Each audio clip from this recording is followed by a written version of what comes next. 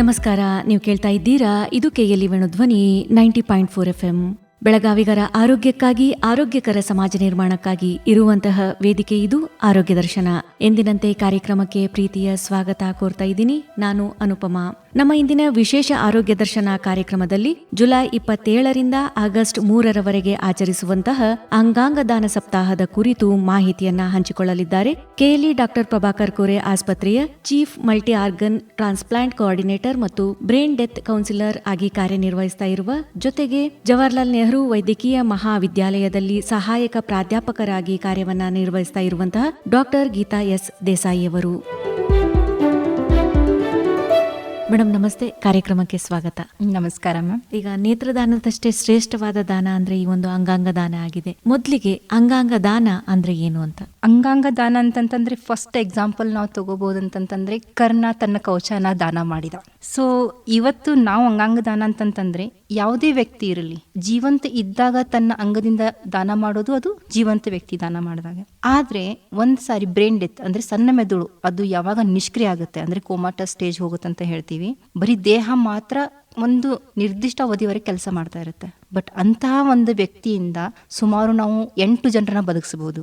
ಅಂದ್ರೆ ಉದಾಹರಣೆಗೆ ಒಂದು ಲಿವರ್ ಆಯ್ತು, ಕಣ್ಣಾಯ್ತು, ಕಿಡ್ನಿ, 2 ಕಿಡ್ನಿಗಳನ್ನ ಯೂಸ್ ಮಾಡ್ಕೋಬಹುದು, ಸ್ಕಿನ್ ಯೂಸ್ ಮಾಡ್ಕೋಬಹುದು, ಲಿವರ್ ಯೂಸ್ ಮಾಡ್ಕೋಬಹುದು.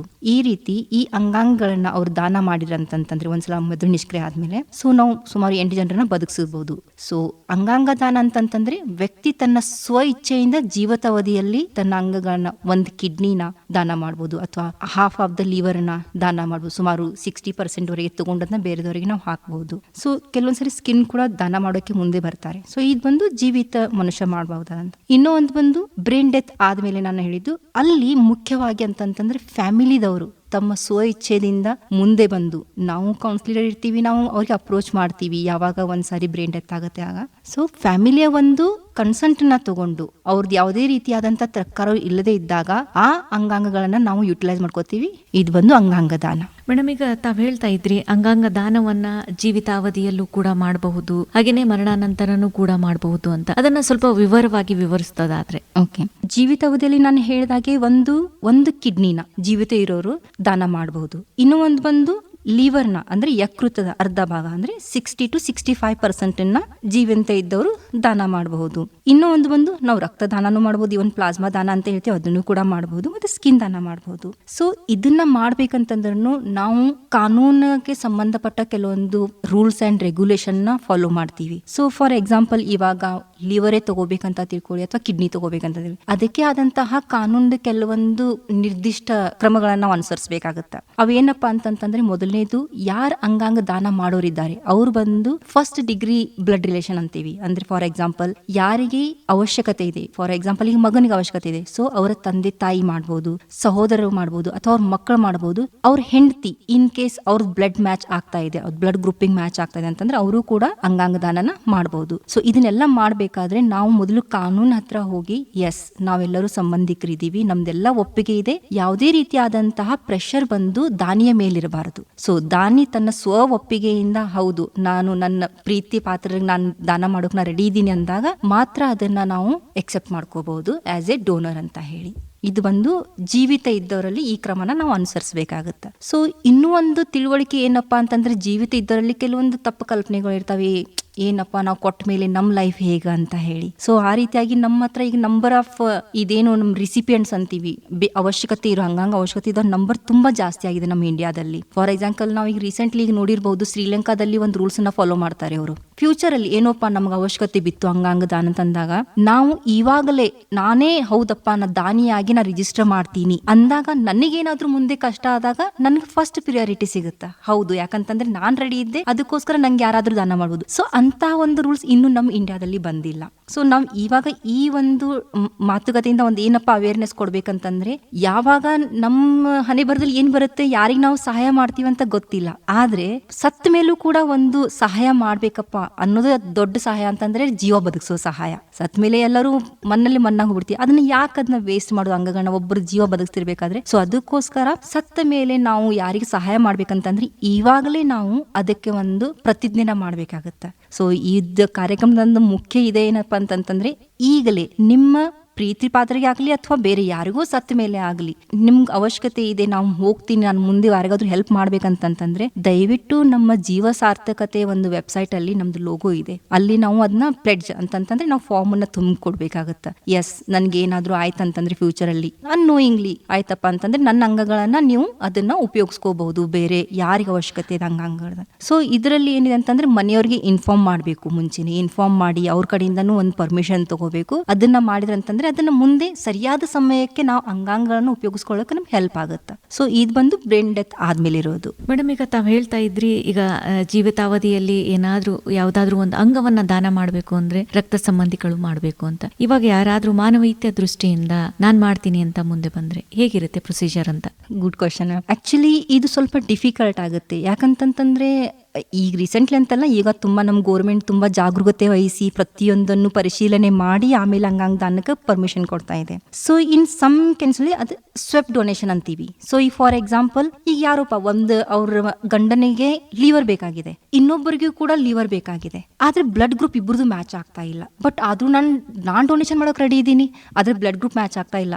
ಆ ಸಮಯದಲ್ಲಿ ನಾವೇನ್ ಮಾಡ್ತೀವಿ ಅಂತಂದ್ರೆ ಇದೇ ರೀತಿ ಇರೋರು ನಿಮ್ಗೆ ಬೇಕಂತ ಒಂದು ಉದಾಹರಣೆಗೆ ಅಂತಂದ್ರೆ ಇವ್ರದ್ದು ಬಿ ಗ್ರೂಪ್ ಇದೆ, ಅವ್ರದ್ದು ಓ ಗ್ರೂಪ್ ಇದೆ, ಬಟ್ ನಿಮ್ದು ಓ ಗ್ರೂಪ್ ಡೋನರ್ ಇದೆ, ಆದ್ರೆ ಆ ಡೋನರ್ ಬಿ ಗ್ರೂಪ್ ಇದೆ. ಹಾಗಿದ್ದಾಗ ಅವರ ಸ್ವ ಒಪ್ಪಿಗೆಯಿಂದ ಅವ್ರಿಬ್ರು ಎಕ್ಸ್ಚೇಂಜ್ ಮಾಡ್ಕೊಳ್ಳೋಕೆ ರೆಡಿ ಇದ್ದಂತಂದ್ರೆ ನಿಮ್ ಡೋನರ್ಗೆ ನಾನ್ ಕೊಡ್ತೀನಿ, ನಮ್ ಡೋನರ್ಗೆ ನೀವು ಕೊಡ್ರಿ ಅಂತಂದಾಗ ಈ ರೀತಿ ಮಾಡ್ಬೋದಂತ ಒಂದು ಅವಕಾಶ ಇದೆ ಮೇಡಮ್. ಇದನ್ನ ಮಾಡ್ಬೋದು.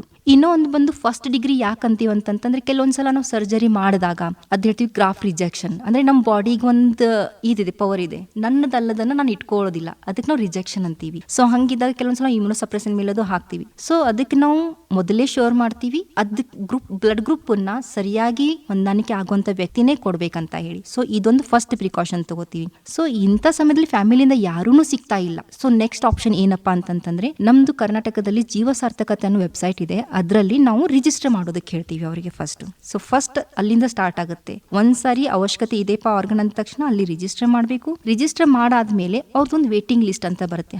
ಇಂತಹ ವ್ಯಕ್ತಿ ಒಂದು ವೇಟಿಂಗ್ ಲಿಸ್ಟ್ ಅಲ್ಲಿ ಇದ್ದಾರೆ, ಇವ್ರಿಗೆ ಅಂಗಾಂಗದ ಅವಶ್ಯಕತೆ ಇದೆ ಅಂತ ಹೇಳಿ. ಸೊ ಇದೇನಪ್ಪಾ ಅಂತಂದ್ರೆ ಯಾವಾಗ ಎಲ್ಲೋ ಒಂದು ಇದ್ರಲ್ಲಿ ಬ್ರೈನ್ ಡೆತ್ ಆಯ್ತು, ಸೊ ಅದು ಬಂದು ಇವ್ರಿಗೆ ಅಲೌಟ್ ಆಗುತ್ತೆ. ಸೊ ಇದು ಒಂದು ದಾರಿ ಅಂಗಾಂಗ ಸಿಗೋದಕ್ಕೆ. ಇನ್ನೊಂದ್ ದಾರಿ ನಾನು ಹೇಳಿದೆ ಮನೆಯವರೇ ಕೊಡಬಹುದಂತ ಹೇಳಿ. ಸೊ ಇನ್ನು ಮನೆಯವ್ರದ್ದು ಇದು ಆಗ್ತಾ ಇಲ್ಲ ಅಂದಾಗ ಇದು ಬಂದು ಲಾಸ್ಟ್ ಥರ್ಡ್ ಆಪ್ಷನ್ ಸಬ್ ಡೋನರ್ ಆಪ್ಷನ್ ಇದೆ. ಸೊ ಇದನ್ನ ಎಕ್ಸ್ಚೇಂಜ್ ಮಾಡಿ ಈ ರೀತಿ ಕೊಡಬಹುದು.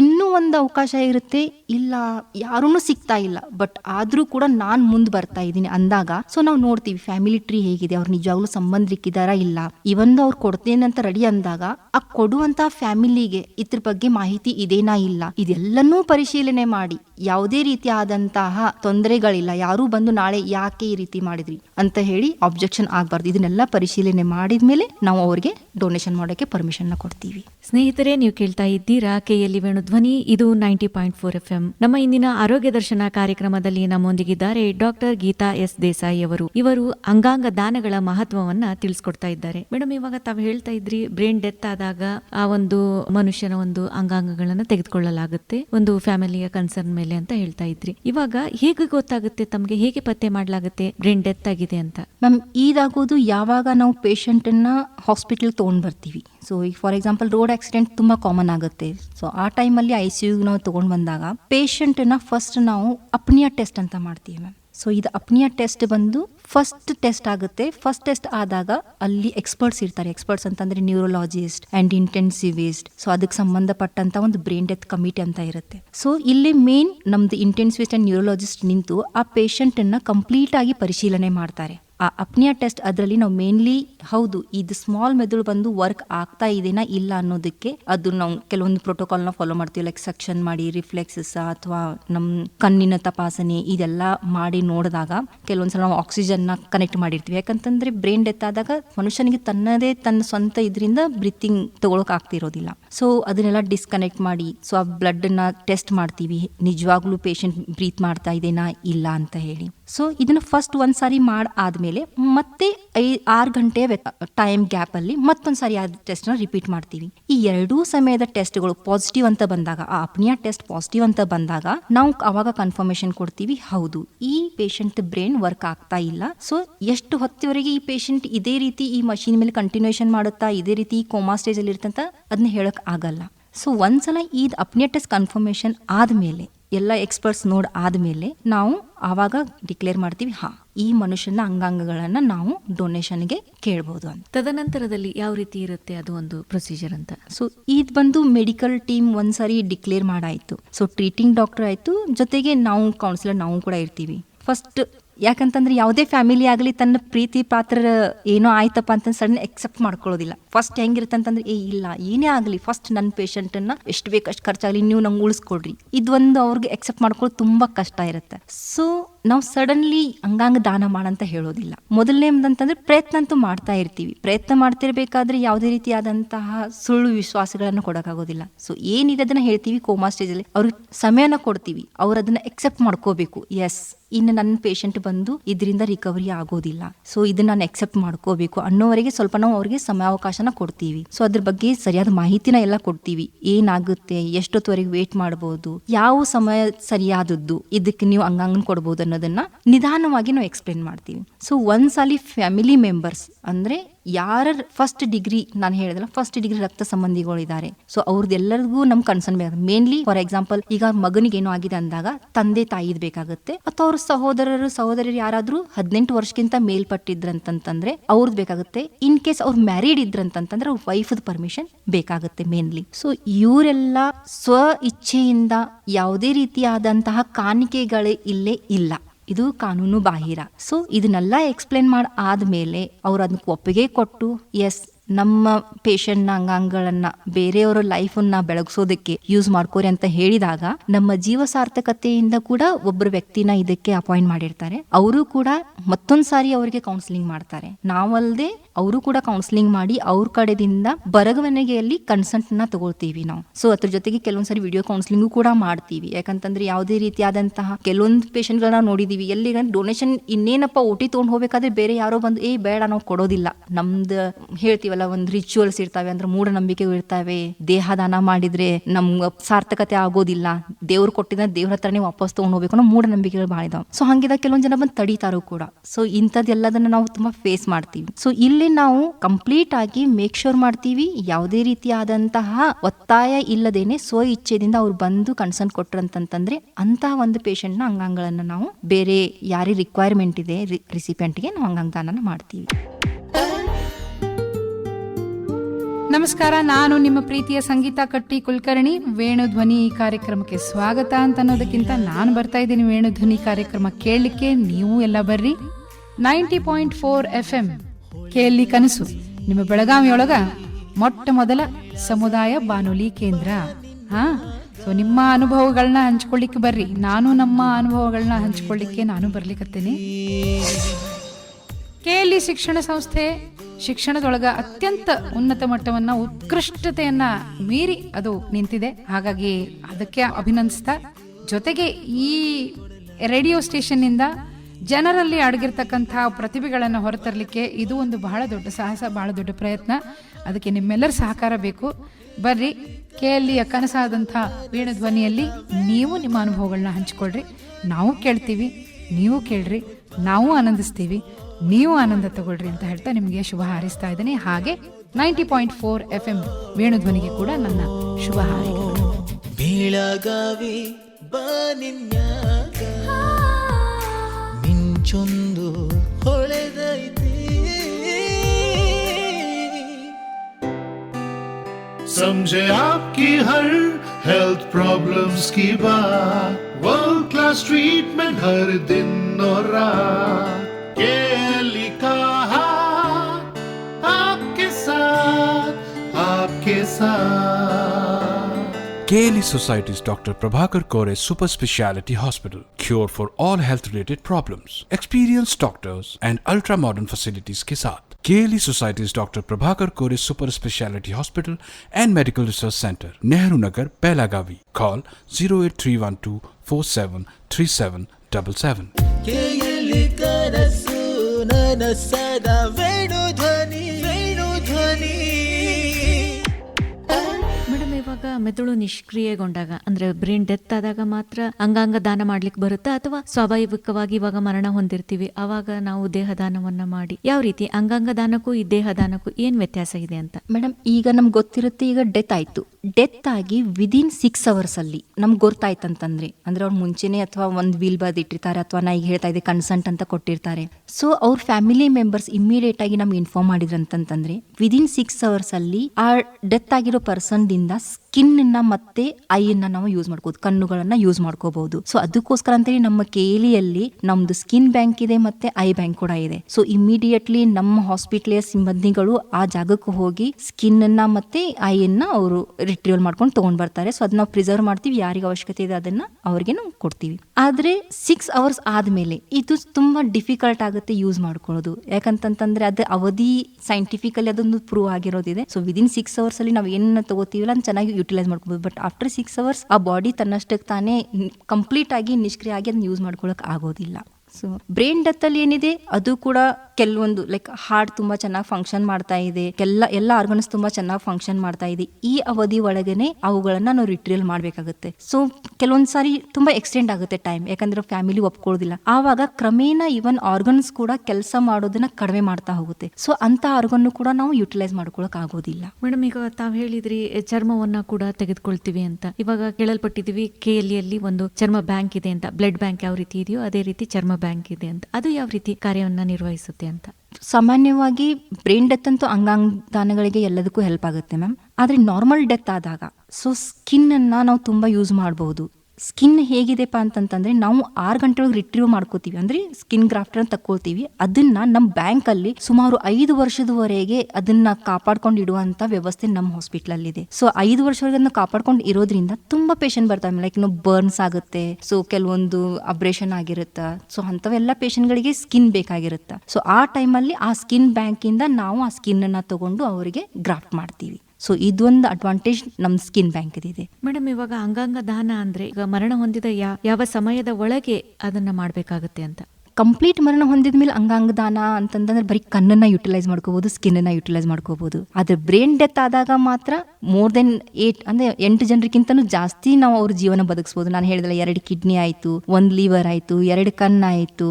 ಸೊ ಹಿಂಗ್ ಎಲ್ಲ ಆರ್ಗನ್ಗಳನ್ನ ಯುಟಿಲೈಸ್ ಮಾಡ್ಕೋಬಹುದು. ಅದೇ ಹೇಳ್ತಾ ಇರೋದು ಎಲ್ಲರಿಗೂ ರಿಕ್ವೆಸ್ಟ್ ಇದನ್ನೇ ಮಾಡ್ತಾ ಸರಿಯಾದ ಸಮಯಕ್ಕೆ ಫ್ಯಾಮಿಲಿ ಮೆಂಬರ್ಸ್ ಮುಂದ್ ಬಂದು ಆದಷ್ಟು ಬೇಗ ಅವರು ಅದಕ್ಕೆ ಒಪ್ಪಿಗೆ ಕೊಟ್ರಂತಂದ್ರೆ ಆ ಆರ್ಗನ್ಸ್ ಗಳನ್ನ ತುಂಬಾ ಚೆನ್ನಾಗಿ ಯೂಸ್ ಮಾಡ್ಕೋಬಹುದು ಯಾರಿಗೆ ಅವಶ್ಯಕತೆ ಇದೆ ಅವರಿಗೆ. ಮೇಡಮ್, ಈಗ ಯಾರು ಅಂಗಾಂಗ ದಾನವನ್ನ ಮಾಡ್ಲಿಕ್ಕೆ ಅರ್ಹತೆಯನ್ನು ಹೊಂದಿರೋದಿಲ್ಲ ಅಂತ? ಕೆಲವೊಬ್ರು ಈಗ ಫಾರ್ ಎಕ್ಸಾಂಪಲ್ ಕಾರ್ಸಿನೋಮ್ ಆಗಿರುತ್ತೆ, ಅಂದ್ರೆ ಕ್ಯಾನ್ಸರ್ ಆಗಿರುತ್ತೆ. ಆಮೇಲೆ ಕೆಲವೊಂದು ವೈರಲ್ ಡಿಸೀಸಸ್ ಇರ್ತಾವೆ, ಅಂತವ್ರದ್ದು ತಗೊಳ್ಳೋದು ಸ್ವಲ್ಪ ಕಷ್ಟ ಆಗುತ್ತೆ. ಆಮೇಲೆ ಯಾರು 18 ವಯಸ್ಸಿಗಿಂತ ಕಡಿಮೆ ಇದ್ದಾರೆ, ಅಂದ್ರೆ ಜೀವಿತ ಇರೋರು 18 ವಯಸ್ಸಿಗಿಂತ ಕಡಿಮೆ ಇದ್ದಾರೆ, ಅವ್ರದ್ದು ಸ್ವಲ್ಪ ಡಿಫಿಕಲ್ಟ್ ಆಗುತ್ತೆ. ಆಮೇಲೆ ಯಾರು 65 ವಯಸ್ಸಿಗಿಂತ ಜಾಸ್ತಿ ಇದ್ದಾರೆ ಅವ್ರದ್ದು ಕೂಡ ಆರ್ಗನ್ಸ್ ಅನ್ನ ತಗೊಳ್ಳೋದು ಸ್ವಲ್ಪ ಕಷ್ಟ ಆಗುತ್ತೆ. ಸೊ ಈಗ ಕೆಲವೊಂದ್ಸಲ ತುಂಬಾ ಫಿಟ್ ಅಂಡ್ ಫೈನ್ ಇರ್ತಾರೆ, ಹಂಗಿದ್ದಾಗ ಕೆಲವೊಂದ್ ಜನ 65 ವಯಸ್ಸುವರೆಗೂ ನಡೆಯುತ್ತೆ, ನಾವು ತಗೋಬಹುದು. ಬಟ್ 65 ವಯಸ್ಸು ಆದ್ಮೇಲೆ ಸ್ವಲ್ಪ ರಿಸ್ಕ್ ತುಂಬಾ ಜಾಸ್ತಿ ಇರುತ್ತೆ, ಹಾಗಾಗಿ ನಾವು ಜಾಸ್ತಿ ಪ್ರಿಫರ್ ಮಾಡೋದಿಲ್ಲ.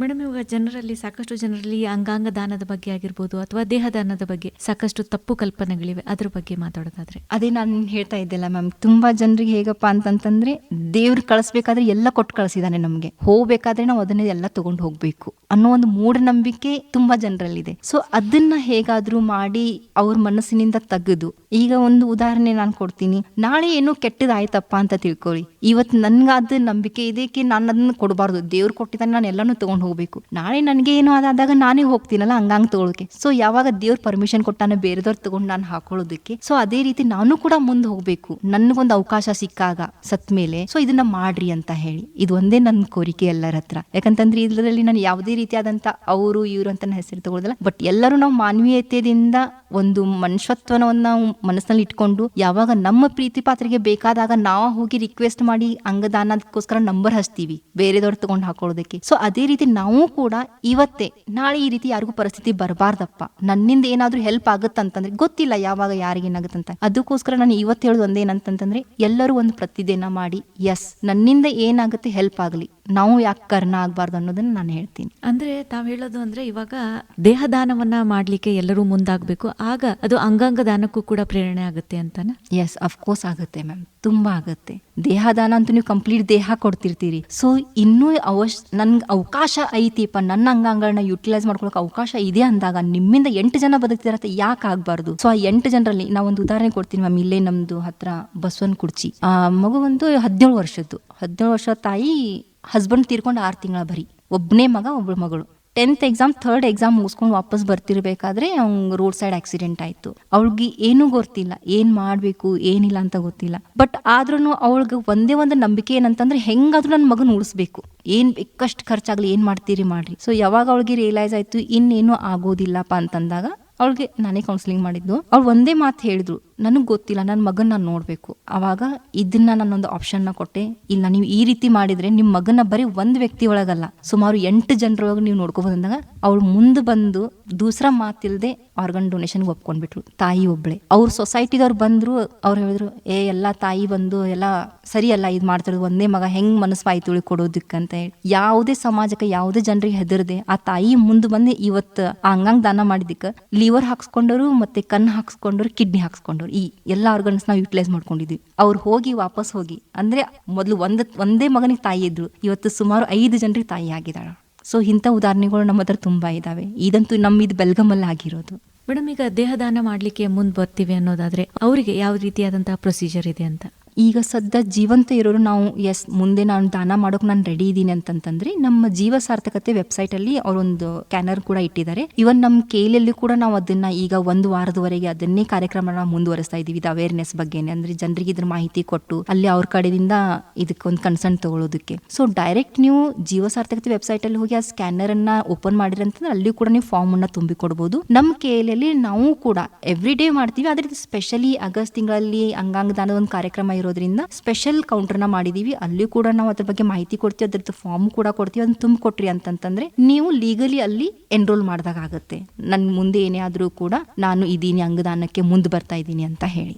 ಈಗ ದೇಹದಾನ ಮಾಡ್ತೀನಿ ಅಂತ ನಾ ಮುಂದೆ ಬಂದಾಗ ನನ್ನ ಕುಟುಂಬದವರ ಅನುಮತಿ ನನಗೆ ಬೇಕಾಗುತ್ತಾ? ಹೌದು. ಅವ್ರಿಗೆ ನೀವು ಮೊದಲೇ ಇನ್ಫಾರ್ಮ್ ಮಾಡಿದ್ರಿ ಅಂತಂತಂದ್ರೆ ಯಾವಾಗ ನ್ಯಾಚುರಲ್ ಆಗಿ ನಿಮ್ದು ಡೆತ್ ಆಯ್ತಂತಂದ್ರೆ ಅವ್ರಿಗೆ ಗೊತ್ತಿರುತ್ತೆ, ಹೌದು ನನ್ನ ತಂದೆನೋ ಅಥವಾ ತಾಯಿನೋ ಯಾರೋ ಹೇಳಿದಾರು ನಾವು ಇದನ್ನ ಮಾಡ್ಬೇಕಂತ ಹೇಳಿ ಅವ್ರಿಗೊಂದು ನಾವು ಕಾರ್ಡ್ ಕೂಡ ಕೊಟ್ಟಿರ್ತೀವಿ ಮ್ಯಾಮ್. ಯಾಕಂತಂದ್ರೆ ಕನ್ಸರ್ನ್ ತಗೊಂಡಾಗ ಕಾರ್ಡ್ ಯಾವಾಗಲೂ ಅವ್ರ ಜೊತೆಗೆ ಇಟ್ಕೊಂಡಿರ್ಬೇಕು. ಇಲ್ಲ ಅಂತಂದ್ರೆ ಕೆಲವೊಂದ್ಸಾರಿ ಫ್ಯಾಮಿಲಿ ಮೆಂಬರ್ಸ್ ಗೊತ್ತೇ ಆಗೋದಿಲ್ಲ ನಾನು ಈ ರೀತಿ ಮಾಡಿದೀನಿ ಅಂತ ಹೇಳಿ. ಸೊ ಇದು ತುಂಬಾ ಒಳ್ಳೇದು. ಮನೆ ಒಳಗೆ ಎಲ್ಲರೂ ಜನರಿಗೆ ಹೌದು ನಾ ಇಂಥ ಒಂದು ಕಾರ್ಯನ ಮಾಡ್ಬೇಕು, ನನ್ಗೊಂದು ಈ ರೀತಿ ಮಾಡ್ಬೇಕು ಅನ್ನೋ ಛಲ ಇದೆ, ಅದಕ್ಕೋಸ್ಕರ ಇದು ಕಾರ್ಡ್ ಇದೆ ನಂದು, ನನ್ಗೇನೇ ಆದ್ರೂ ಇವ್ರಿಗೆ ಇನ್ಫಾರ್ಮ್ ಮಾಡ್ರಿ ಅಂತಂತಂದ್ರೆ ಆ ಹೊತ್ತಲ್ಲಿ ನಮ್ಗೆ ಇನ್ಫಾರ್ಮ್ ಮಾಡಿದ್ರು ಅಂತಂದ್ರೆ ನಾವು ನಮ್ಮ ಹಾಸ್ಪಿಟಲ್ ಅವ್ರು ಹೋಗಿ ಅವ್ರದ್ದು ಏನೇ ಯಾವುದೇ ಪದ್ಧತಿ ಅವ್ರದ್ದು ವರ್ಚುವಲ್ಸ್ ಇದೆ ಅದೆಲ್ಲ ನಾವು ರೆಸ್ಪೆಕ್ಟ್ ಕೊಟ್ಟು ಆಮೇಲೆ ಹೋಗಿ ದೇಹನ ತಗೊಂಡ್ ಬರ್ತೀವಿ. ಮೇಡಮ್, ಇಷ್ಟೆಲ್ಲ ಜಾಗೃತಿಯನ್ನ ಮೂಡಿಸಿ ಆದ್ಮೇಲೆ ಇವಾಗ ಯಾವ ರೀತಿ ಇದೆ ಜನರ ಒಂದು ಸ್ಪಂದನೆ ಅಂತ ಈ ಒಂದು ಅಂಗಾಂಗ ದಾನದ ಬಗ್ಗೆ ಆಗಿರ್ಬೋದು, ದೇಹದ ದಾನದ ಬಗ್ಗೆ? ಇದ್ರೊಳಗಂತೂ ಇವಾಗ ಸದ್ಯ ಹೇಳ್ಬೇಕಂತಂದ್ರೆ ನಮ್ ನಾರ್ತ್ ಕರ್ನಾಟಕದಲ್ಲಿ ನಮ್ ಕೇಲಿನೇ ಒಂದು ಇವಾಗ ಎಕ್ದಮ್ ಸ್ಪೀಡ್ ಡೆವಲಪ್ಮೆಂಟ್ ಅಂತ ಹೇಳ್ಬಹುದು. ತುಂಬಾ ಚೆನ್ನಾಗಿ ಕೆಲಸ ಮಾಡ್ತಾ ಇರೋದು ಈ ಅಂಗಾಂಗ ದಾನದ್ರಲ್ಲಿ. ಸೊ ಇವಾಗ ಆಲ್ಮೋಸ್ಟ್ ನೋಡ್ಬೋದು, ನಾವು ಕಿಡ್ನಿ ಟ್ರಾನ್ಸ್ಪ್ಲಾಂಟ್ 102 ಕಿಡ್ನಿ ಟ್ರಾನ್ಸ್ಪ್ಲಾಂಟ್ ನ ಮಾಡಿದ್ವಿ. ಲಿವರ್ ಟ್ರಾನ್ಸ್ಪ್ಲಾಂಟ್ 22 ಆಯ್ತು. ಅದರಲ್ಲಿ ಒಂದು ಕೆಡುವರೆ ನಮ್ದು 21 ಮಂದಿ ಮೊನ್ನೆ ನಾವೇ ಫಸ್ಟ್. ನಾರ್ತ್ ಕರ್ನಾಟಕ ಆಯ್ತು, ಮಹಾರಾಷ್ಟ್ರ ಬಾರ್ಡರ್ ಆಯ್ತು, ನಮ್ದು ಗೋವಾ ಬಾರ್ಡರ್ ಆಯ್ತು. ಎಲ್ಲದ್ರಲ್ಲಿ ನೋಡಿದ್ರೆ ನಾವೇ ಇವಾಗ ಫಸ್ಟ್ ಇದೀವಿ. ಸೊ ಹಾರ್ಟ್ ಬಂದು ಆಲ್ರೆಡಿ 14 ನಾವು ಹಾರ್ಟ್ ಟ್ರಾನ್ಸ್ಪ್ಲಾಂಟ್ ನ ಮಾಡಿದೀವಿ. ಸುಮಾರು 85-90 ಮಾಡಿದೀವಿ ನಾವು. ಅದು ಅಲ್ಲದೆ ಸ್ಕಿನ್ ಅಂತೂ ಇದು ನಾರ್ಮಲ್ ಆಗಿ ನಾವು ಹೇಳ್ತಾ ಇರೋದು 108 ಪೇಷಂಟ್ ಗೆ ನಾವು ಸ್ಕಿನ್ ಗ್ರಾಫ್ಟ್ ನ ಮಾಡಿದೀವಿ. ಕೆಡುವರಿಂದ ಕೂಡ ಸ್ಕಿನ್ ಅನ್ನ ಆಲ್ಮೋಸ್ಟ್ 7 ಪೇಷಂಟ್ ನಮ್ದು ಇಲ್ಲಿ ಇನ್ನು ಹೋಸಲ ಆಗಿರೋದೇ ನಾವು ಒಂದು 7 ಪೇಷಂಟ್ ತಗೊಂಡಿದ್ವಿ. ಇನ್ನು ಹೊರಗಡೆ ಕೂಡ ಹೋಗಿ ತುಂಬಾ ಜನ ಮುಂದೆ ಬರ್ತಾರೆ ಸ್ಕಿನ್ ಡೊನೇಷನ್ಗೆ, ಐ ಡೊನೇಷನ್ಗೆ. ಅಲ್ಲಿಂದ ಕೂಡ ಹೋಗಿ ನಾವು ಎಲ್ಲ ರಿಟ್ಯೂವಲ್ ಮಾಡ್ಕೊಂಡು ಬರ್ತಾ ಇದ್ದೀವಿ. ಸೊ ಇದ್ರಲ್ಲಿ ನಾವು ಕೇಲಿಯವರು ತುಂಬಾ ಮುಂಚೂಣಿಯಲ್ಲಿದ್ದೀವಿ. ಜನರಲ್ಲಿ ಇದ್ರ ಬಗ್ಗೆ ಜಾಗೃತಿ ಯಾವ ರೀತಿ ಇದೆ ಮೇಡಮ್? ಯಾವ ರೀತಿ ಮುಂದೆ ಬರ್ತಾ ಇದ್ದಾರೆ ಜನರು? ಕೇಲಿ ತುಂಬಾನೇ ಇದರಲ್ಲಿ ಒಂದ್ ರೀತಿ ಸಾಧನೆ ಅನ್ಬೋದು ಅಥವಾ ಎಫರ್ಟ್ ಅನ್ಬೋದು ತುಂಬಾ ಮಾಡ್ತಾ ಇದೆ. ಆದ್ರೂ ಇನ್ನೂ ನಮ್ದು ಲೋಕಲ್ ಅಂದ್ರೆ ಪೆರಿಫೇರೀಸ್ ಅಲ್ಲಿ ನಾವು ಇನ್ನೂ ಹೋಗ್ಬೇಕು. ಆಮೇಲೆ ಇದಕ್ಕೆ ನಮ್ ಗೌರ್ಮೆಂಟ್ ಸಪೋರ್ಟ್ ಮಾಡಿದ್ರೆ ಅಂತಂದ್ರೆ ಇನ್ನೂ ತುಂಬಾ ಚೆನ್ನಾಗಿರುತ್ತೆ. ನಾನು ಹೇಳಿದೆ ಲೈಕ್ ಶ್ರೀಲಂಕಾದಲ್ಲಿ ಇದೊಂದು ರೂಲ್ಸ್ ನ ಫಾಲೋ ಮಾಡ್ತಾರೆ. ಸೊ ಇಂಥ ಒಂದು ಕೆಲವೊಂದು ಪಾಲಿಸೀಸ್ ಎಲ್ಲ ಬಂತಂತಂದ್ರೆ ಇನ್ನೂ ನಾವು ತುಂಬಾ ಹೈಯರ್ ಲೆವೆಲ್ಗೆ ಈ ಒಂದು ಜಾಗೃತಿನ ನಾವು ಬೆಳೆಸಬಹುದು ಅನ್ನೋದು ನಂದು ಅಭಿಪ್ರಾಯ. ಸೊ ನಮ್ ಕೇಲಿ ಎಲ್ಲೇ ಯಾವುದೇ ಕ್ಯಾಂಪ್ ಮಾಡ್ಲಿ, ಯಾವುದೇ ಒಂದು ಪೆರಿಫೆರಿಗೆ ಹೋಗ್ಲಿ ಅಥವಾ ಒಂದು ಹಳ್ಳಿಗೆ ಹೋಗ್ಲಿ, ಅಲ್ಲಿ ನಾವು ಪ್ರತಿಯೊಂದು ಒಂದು ಕ್ಯಾಂಪೇನಿಂಗ್ ಅಲ್ಲಿ ಈ ಅಂಗದಾನ ಬಗ್ಗೆ ಆಯ್ತು ಅಥವಾ ಟ್ರಾನ್ಸ್ಪ್ಲಾಂಟ್ ಬಗ್ಗೆ ಆಯ್ತು ತುಂಬಾನೇ ನಾವು ಮಾಹಿತಿನ ಅವರಿಗೆ ಕೊಡ್ತಾ ಇದ್ದೀವಿ. ಮೇಡಮ್, ಈಗ KLE ಪ್ರಭಾಕರ್ ಕೋರೆ ಆಸ್ಪತ್ರೆಯಲ್ಲಿ ಈ ಒಂದು ಅಂಗಾಂಗ ದಾನಕ್ಕೆ ಸಂಬಂಧಪಟ್ಟಂತೆ ಯಾವ ರೀತಿ ಸೌಲಭ್ಯ ಎಲ್ಲ ಇದೆ ಅಂತ? ಇವಾಗಂತೂ ಅಂಗಾಂಗ ದಾನಕ್ಕಂತ ನಾವಂತೂ ನಮ್ದು ಎಷ್ಟು ಸಾಧ್ಯತೆ ಇದೆ ಎಲ್ಲ ಎಫರ್ಟ್ ಅನ್ನ ಹಾಕಿ ನಾವು ಇದ್ರ ಬಗ್ಗೆ ಒಂದು ಮಾಹಿತಿನ ಪ್ರತಿಯೊಂದು ಮೂಲೆ ತಲುಪಿಸೋದಕ್ಕೆ ಪ್ರಯತ್ನ ಮಾಡ್ತಾ ಇದ್ದೀವಿ. ಈ ಪ್ರಯತ್ನ ನಾವು ಕಂಟಿನ್ಯೂ ಆಗಿರ್ತೀವಿ. ಸೊ ಟ್ರಾನ್ಸ್ಪ್ಲಾಂಟ್ ಬಗ್ಗೆ ನಾ ಹೇಳ್ಬೇಕಂತಂದ್ರೆ ಮ್ಯಾಮ್ ತುಂಬಾ ಜನರು ವೇಟಿಂಗ್ ಲಿಸ್ಟ್ ಅಲ್ಲಿ ಇದ್ದಾರೆ. ಇವಾಗ ಸುಮಾರು ಹೇಳ್ಬೇಕಂತಂದ್ರೆ ನಮ್ಮ ಹತ್ರ ಲಿವರ್ಗೋಸ್ಕರನೇ ಒಂದು 45-50 ಜನ ವೇಟಿಂಗ್ ಲಿಸ್ಟ್ ಅಲ್ಲಿ ಇದ್ದಾರೆ. ಹಾರ್ಟ್ಗೋಸ್ಕರ ವೇಟಿಂಗ್ ಲಿಸ್ಟ್ ಅಲ್ಲಿ ಇದ್ದಾರೆ. ಸ್ಕಿನ್ ಅಂತೂ ಇದು ಯಾವಾಗ್ಲೂ ಯಾವುದೇ ಬರ್ನ್ ಆಯ್ತು ಏನೇ ಆಯ್ತು ಪೇಷಂಟ್ಸ್ ಅಂತೂ ಯಾವಾಗ್ಲೂ ಬರ್ತಾ ನಡೀತಾ ಇರುತ್ತೆ. ಆಯಿಗೋಸ್ಕರ ವೇಟಿಂಗ್ ಇದ್ದಾರೆ. ಸೊ ಕಿಡ್ನಿದಂತೂ ಸುಮಾರು ಇಲ್ಲ ಅಂತಂದ್ರೂ ಕೂಡ ಇವಾಗ 60-70 ಪೇಷಂಟ್ ವೇಟಿಂಗ್ ಲಿಸ್ಟ್ ಅಲ್ಲಿ ಇದ್ದಾರೆ. ಸೊ ಒಂದು ನಮ್ಮ ಈ ನಾವು ನಾರ್ತ್ ಕರ್ನಾಟಕದಲ್ಲಿ ಹೇಳ್ಬೇಕಂತಂದ್ರೆ ನಮ್ಮ ಹಾಸ್ಪಿಟಲ್ ಅಲ್ಲಿ ತುಂಬಾ ಕಡಿಮೆ ಬೆಲೆಯಲ್ಲಿ ಅವ್ರಿಗೆ ಕೈಗೆ ನಿಲ್ಕೊಟ್ಟಂತ ಒಂದು ದರದಲ್ಲಿ ಅವ್ರಿಗೆ ಎಲ್ಲ ವ್ಯವಸ್ಥೆಗಳು ಯಾರಿಗೆ ಅಂಗಾಂಗದ ಅವಶ್ಯಕತೆ ನಾವು ಮುಟ್ಟಿಸ್ತಾ ಇದ್ದೀವಿ. ಸೊ ಇದನ್ನ ಮುಟ್ಟಿಸ್ತಿರ್ಬೇಕಾದ್ರೆ ಇದೇ ರೀತಿ ನಾವು ಆ ಫ್ಯಾಮಿಲಿಗೂ ಕೂಡ ರಿಕ್ವೆಸ್ಟ್ ಮಾಡ್ತೀವಿ, ಯಾವಾಗ ನಿಮ್ ಪೇಷಂಟ್ಗೆ ನಾವು ಅಂಗಾಂಗ ದಾನಕ್ಕೋಸ್ಕರ ಸಹಾಯ ಮಾಡ್ತಾ ಇದ್ದೀವಿ, ನೀವು ಇದೇ ರೀತಿ ಈ ಒಂದು ಅವಶ್ಯಕತೆ ಇನ್ನು ಬೇರೆ ಜನರಿಗೆ ಬರ್ಬೋದು, ಪ್ಲೀಸ್ ನೀವು ಮುಂದೆ ಬಂದು ಅಂಗಾಂಗ ದಾನಕ್ಕೆ ಮುಂದೆ ನಿಂತ್ಕೊಡ್ರಿ ಅಂತ ನಾವು ಇದನ್ನ ಮಾಹಿತಿನ ಕೊಡ್ತಾ ಇದ್ದೀವಿ. ಸೊ ಯಾಕಂತಂದ್ರೆ ಒಂದು ತನ್ನ ಪ್ರೀತಿ ಪಾತ್ರನಿಗೆ ಈ ರೀತಿ ಅನುಭವ ಆದಾಗ ಅವ್ರಿಗೆ ಆ ಅವೇರ್ನೆಸ್ ತಿಳಿಯುತ್ತೆ. ಸೊ ಅದೇ ರೀತಿ ಹೇಳ್ತಿಲ್ಲ, ಒಬ್ರಿಗೆ ಗೊತ್ತಾಯ್ತಪ್ಪ 10 ಜನರಿಗೆ ಗೊತ್ತಾಗತ್ತೆ 10. ಸೊ ಅದೇ ರೀತಿ ಇವಾಗ ನಮ್ ಬೆಲ್ಗಾಂ ಬಂದು ಇವಾಗ ಬರೀ ಇಲ್ಲೇ ಸೀಮಿತ ಆಗಿಲ್ಲ, ನಾರ್ತ್ ಕರ್ನಾಟಕ ಅಷ್ಟೇ ಸೀಮಿತ ಆಗಿಲ್ಲ, ತುಂಬಾ ಜನರು ಹೌದಪ್ಪ ಇಲ್ಲಿ ಒಳ್ಳೆ ಸರ್ವಿಸ್ ಇದೆ, ಕಡಿಮೆ ಖರ್ಚಲ್ಲೆಲ್ಲ ಆಗ್ತಾ ಇದೆ ಅಂತ ತುಂಬಾ ಜನರು ನಮ್ ಕೇಲಿಗೆ ಬರ್ತಾ ಇದ್ದಾರೆ ಈಗ. ಸೊ ಅದೇ ರೀತಿ ನಮ್ ಎಕ್ಸ್ಪರ್ಟ್ ಡಾಕ್ಟರ್ಸ್ ಆಯ್ತು, ಲೈಕ್ ಲಿವರ್ಗೋಸ್ಕರ ಅಂತ ಹೇಳಿ ಡಾಕ್ಟರ್ ಸಂತೋಷ್ ಹಜಾರ್ ತುಂಬಾ ಒಳ್ಳೆ ಪಾತ್ರ ನಿರ್ವಹಿಸ್ತಿದ್ದಾರೆ. ಆಮೇಲೆ ಕಿಡ್ನಿಗಾಯ್ತು ನಮ್ದು ಡಾಕ್ಟರ್ ನೀಲಿ ಸರ್ ಆಯ್ತು, ಡಾಕ್ಟರ್ ವಿಕ್ರಮ್ ಪ್ರಭಾ ಆಯ್ತು, ಕಾನ್ಪೇಟ್ ಸರ್ ಆಯ್ತು, ವರ್ನೇಕರ್ ಸರ್, ಆಮೇಲೆ ರವಿ ಸರ್ವೆ ಸರ್, ಇವರೆಲ್ಲ ತುಂಬಾ ಚೆನ್ನಾಗಿನೇ ಕೆಲಸ ಮಾಡ್ತಿದ್ದಾರೆ. ಆಮೇಲೆ ಐಎಲ್ ಅಂತೂ ನಮ್ ಶಿವಾನಂದ್ ಬುಬ್ನಾಳೆ ಸರ್ ಅಂತೂ ತುಂಬಾನೇ ಒಳ್ಳೆ ಕೆಲಸನ ಮಾಡ್ತಿದ್ದಾರೆ. ಸ್ಕಿನ್ ಅಲ್ಲಿ ನಮ್ doctor Rajesh Pawar sir. So ಯಾವ್ದು ಇನ್ನೂವರೆಗೆ ಅವ್ರು ತಮ್ಮದು ಎಫರ್ಟ್ ನ ಮೀರಿ ತುಂಬಾ ದೊಡ್ಡ ಸಾಧನೆನೇ ಮಾಡ್ತಾ ಇದ್ದಾರೆ. ಸೊ ಈ ರೀತಿ ನಮ್ದು ಎಲ್ಲ ಎಕ್ಸ್ಪರ್ಟ್ ಟೀಮ್ ಇರೋದ್ರಿಂದ ಒಂದು ಟ್ರಾನ್ಸ್ಪ್ಲಾಂಟ್ ಬಗ್ಗೆ ಮಾತು ಬಂದಾಗ ವಿ ಆರ್ ದ ಬೆಸ್ಟ್ ಈಗ ಸದ್ಯದ್ರಲ್ಲಿ ಕರ್ನಾಟಕದಲ್ಲಿ ಅಂತಂತಂದ್ರೆ ನಮ್ದು ಕೇಲಿ ಕೂಡ ಯಾರಿಗೂ ಕಡಿಮೆ ಇಲ್ಲ ಅಂತ ಹೇಳಿ ಒಂದು ಸಾಧನೆನ ತೋರಿಸ್ತಾ ಇದೆ. ಮೇಡಮ್, ಕೊನೆಯದಾಗಿ ನಮ್ಮ ಕೇಳಿ ಧ್ವನಿಯ ಮೂಲಕ ನಮ್ಮ ಕೇಳುಗರಿಗೆ ಯಾವ ಒಂದು ಸಂದೇಶವನ್ನ ಹೇಳಲಿಕ್ಕೆ ಇಷ್ಟಪಡ್ತೀರಾ ಈ ಕಾರ್ಯಕ್ರಮದ ಮೂಲಕ?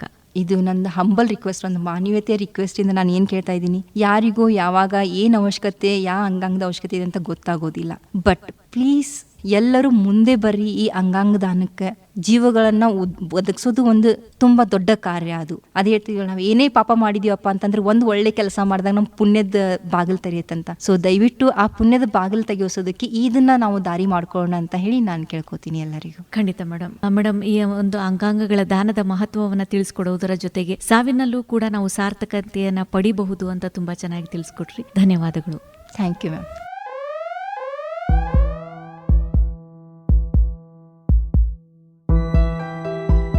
ಇದುವರೆಗೂ ಪ್ರಸಾರವಾಯಿತು ವಿಶೇಷ ಆರೋಗ್ಯ ದರ್ಶನ ಕಾರ್ಯಕ್ರಮದಲ್ಲಿ ಅಂಗಾಂಗ ದಾನ ಸಪ್ತಾಹದ ಕುರಿತು ಮಾಹಿತಿಯನ್ನ ಹಂಚಿಕೊಂಡವರು ಕೆಎಲ್ಇ ಡಾಕ್ಟರ್ ಪ್ರಭಾಕರ್ ಕೋರೆ ಆಸ್ಪತ್ರೆಯ chief multi organ transplant coordinator ಮತ್ತು ಬ್ರೈನ್ ಡೆತ್ ಕೌನ್ಸಿಲರ್ ಆಗಿ ಕಾರ್ಯನಿರ್ವಹಿಸ್ತಾ ಇರುವ, ಜೊತೆಗೆ ಜವಾಹರ್ಲಾಲ್ ನೆಹರು ವೈದ್ಯಕೀಯ ಮಹಾವಿದ್ಯಾಲಯದಲ್ಲಿ ಸಹಾಯಕ ಪ್ರಾಧ್ಯಾಪಕರಾದ ಡಾಕ್ಟರ್ ಗೀತಾ ಎಸ್ ದೇಸಾಯಿ ಇವರು. ಕಾರ್ಯಕ್ರಮದ ಕುರಿತು ನಿಮ್ಮ ಅನಿಸಿಕೆ ಅಭಿಪ್ರಾಯ ಏನೇ ಇದ್ದರೂ 9019904904ಗೆ ಕರೆ ಮಾಡಿ. ಮತ್ತೊಂದು ಕಾರ್ಯಕ್ರಮದೊಂದಿಗೆ ಮತ್ತೆ ಭೇಟಿ. ಹೀಗೆ ಕೇಳ್ತಾ ಇರಿ, ಇದು ಕೆಎಲ್ಇ ಧ್ವನಿ 90.4 FM. ನಮಸ್ಕಾರ.